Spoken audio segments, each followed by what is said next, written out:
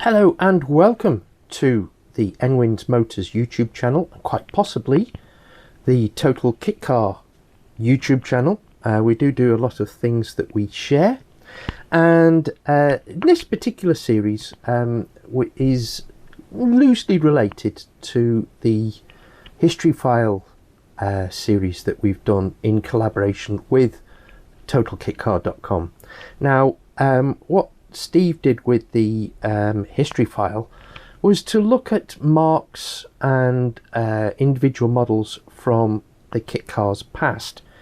But what I'm aiming to do with this series is to cover some of the cars that shone very, very brightly for a very, very short time, looked like something might happen, and then disappeared almost as soon as they arrived.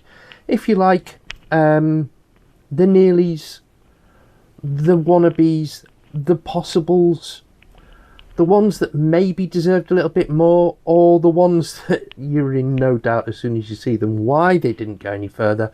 But we'll call these one-hit wonders, or as I call them, these are the Kitcar shorts.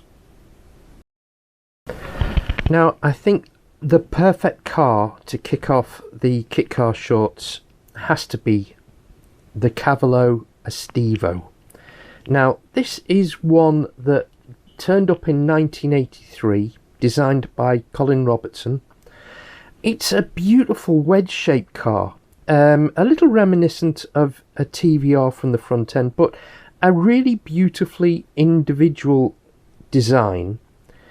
It used the Austin 1300 as a donor car, which was unusual at the time because the Allegro was already replaced by the Metro, and so it was kind of a 2 generations old donor car, which I think possibly counted against it, although anyone who's driven a BMC 1100 or 1300 will back me up in saying they're actually brilliant to drive. So it was in some ways absolute genius, in some ways it was a little bit old for a new car, and this car was bang up to date in its styling, and it was professionally styled. It looked fantastic. You just got to look at the photos. Anyway, it was launched at the Motor Fair and was available as a kit car back in 1983. It had clever details. It had all the wind-up windows. It had a clever folding roof. It had everything to make it theoretically successful. And then almost immediately it was withdrawn, only to return in 1985 with Mr. Robertson having spent another 50k to make it a turnkey only car. In this form it was known as the Equus, but it was basically a development of the original car, and it was good enough to be a turnkey car. It really turns heads. It was beautiful. Those 1100 running gear would have run really nicely, but unfortunately it never happened. I don't think any were sold, and I would love to know where the prototypes are, or whatever. I mean, this is a clear example of a missed possibility, a missed opportunity.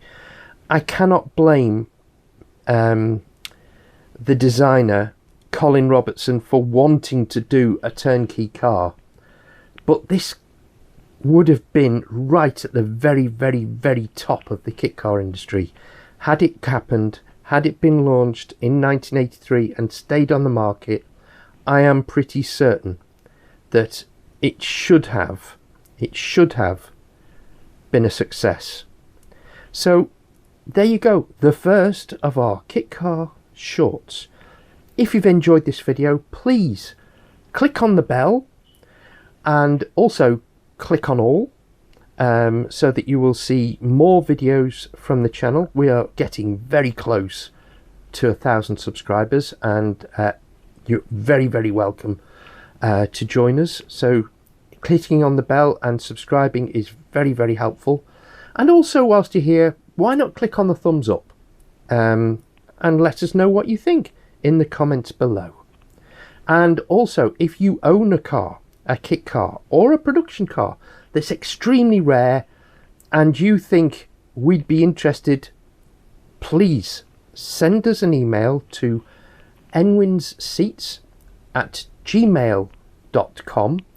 I would love to hear from you. I'd love to see pictures of your car, and if it's on the road, I'd love to come and do a feature. So get in touch.